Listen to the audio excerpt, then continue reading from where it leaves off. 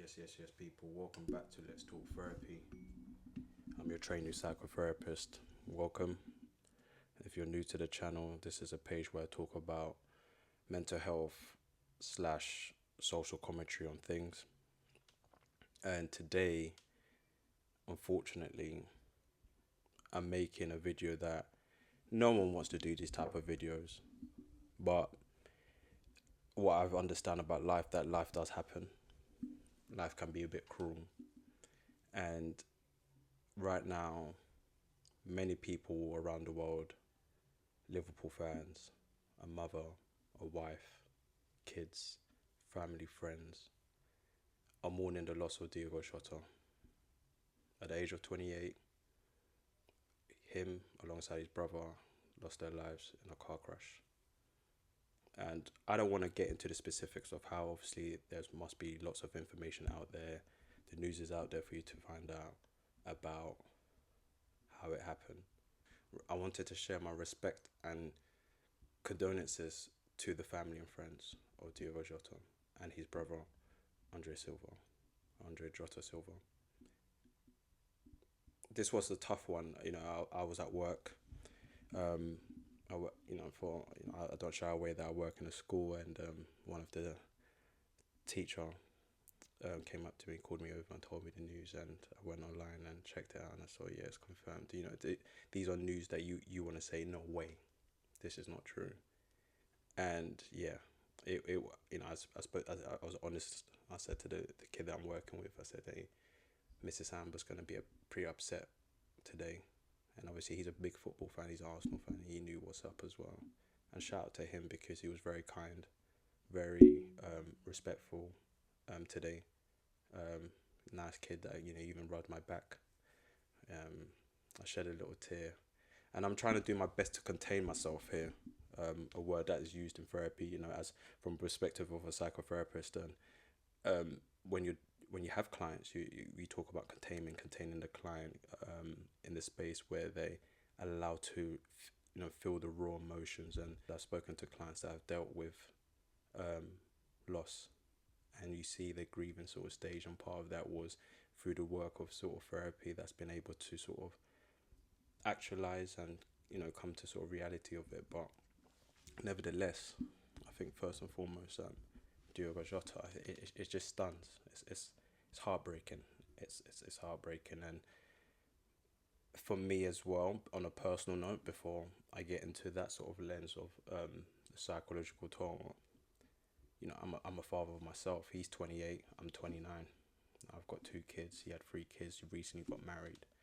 The joys of life, things that are worth living for. And like I said, unfortunately, the reality is that life can be cruel, and it's been taken away. A mother has lost 2 of her sons. I've got 2 boys. And I'm not trying to say I'll relate. It's not nothing like that. It just puts things into context. It puts things in perspective, doesn't it? A mother's lost 2 boys. A wife has lost her husband, newly husband, and the children has lost their father. What you see on my channel talking about fatherhood, how important that is as well, through my own personal experience as being a father, yet also the context and the themes around fatherhood that I deeply talk about on this channel. Kids has lost a father,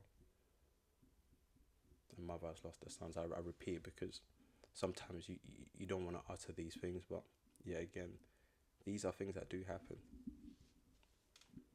And it's on a massive magnitude because that man from Porto went, Wolverhampton, then came to Liverpool. Last goal was against Everton to help us win our 20th Premier League title, wore the number 20. This was the kit that he signed with. Jota was a phenomenal player. There's no disputing that. Clinical striker. Great memories. I remember his assist to Darwin Núñez. I think it was against Brentford. A little header. I think Virgil kicked the ball. Little header to Darwin Núñez, and Darwin Núñez does that massive chip. And Darwin Núñez has come out and already said that done a post. It's a tough one. It's very tough. And of course, I also wanted to say gratitude. You know, you get into this perspective where you look at your friends and your family, and they say you got to look after your loved ones. But for the people, I like to believe that, you know, we've lost great people. You know, we've lost great people, and we talk, and that is the theme, and all personal. You know, you watching my, you say, yeah, I've lost someone very close to me. So, and that has sort of shaped your thinking to probably share your love, let people know your love. And that's what I want to talk about here, in the sense where within these tough moments, is what is that gratitude means for you, and how does that sort of look like? Every day I look at my kids, and I'm thankful for my kids, I'm thankful for my missus and my family and my friends, but also gratitude for myself being here, that I get to see, I get to smell, I get to taste, I get to do things, I get to experience things. And it's almost keeping yourself sort of grounded in those moments, taking time to give that sort of gratitude.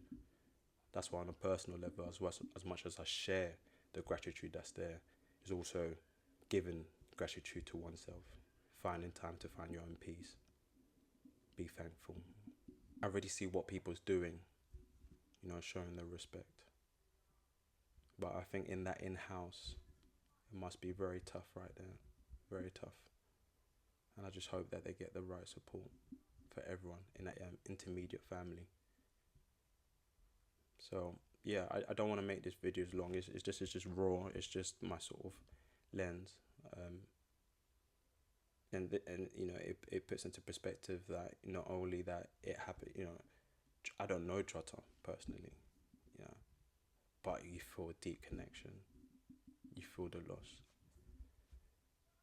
And when people come on the other end, when I'm speaking to clients where they're sharing what they've lost, someone dear to them, it's just, as a training therapist, it actualizes this, you know, what life is sometimes.